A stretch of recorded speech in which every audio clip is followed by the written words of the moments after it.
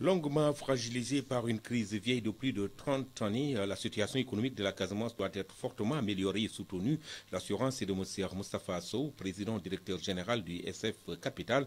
M. Sow s'exprimait ce dimanche en marge du conclave initié par la presse régionale au Cap Skirring le week-end dernier. Nous l'écoutons au micro de Génération FM. La Casamance est une des régions, ou peut-être même pour moi la région en tout cas la plus importante. C'est une région très stratégique. Pourquoi? Parce que d'abord c'est un grenier. L'agriculture aujourd'hui ici et le tourisme bien évidemment qui sont les secteurs principaux, mais l'agriculture surtout. On sait tous aujourd'hui que le développement de l'Afrique passera forcément par l'agriculture. Je pense qu'avant de penser à certaines choses, il faudra d'abord essayer de produire ce qu'on consomme. Comme vous le savez, la plupart des pays africains importent ce qu'ils consomment. La Casamance aujourd'hui, en tout cas, présente tous les atouts. La terre est là, l'eau est là, les personnes sont là, en tout cas pour pouvoir nourrir, ne serait-ce que même en termes de riz, ce qu'on consomme tous les jours, peut nourrir non seulement le Sénégal et la sous-région.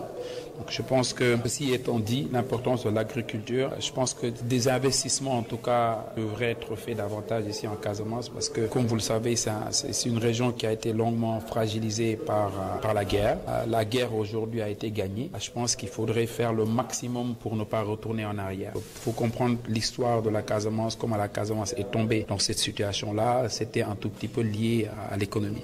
Aujourd'hui, cette guerre a été réglée. Je pense que pour régler définitivement le problème de la Casamance, je pense qu'il faudrait régler la situation économique, investir davantage dans l'agriculture, dans l'industrialisation, s'assurer que les jeunes ont de l'emploi. Je pense que c'est le seul moyen aujourd'hui de pouvoir régler cette histoire, ce problème-là de manière définitive. Je pense qu'il y a des investissements qui actuellement sont en train d'être réalisés ici. Les gens ont souvent tendance à parler de l'isolement de la Casamance, prétextant un problème de transport. De toute façon, le pont de la Gambie est en train d'être finalisé. Je pense que ça permettra au moins, en tout cas, à ceux qui pensent que c'est un problème de pouvoir investir ici davantage.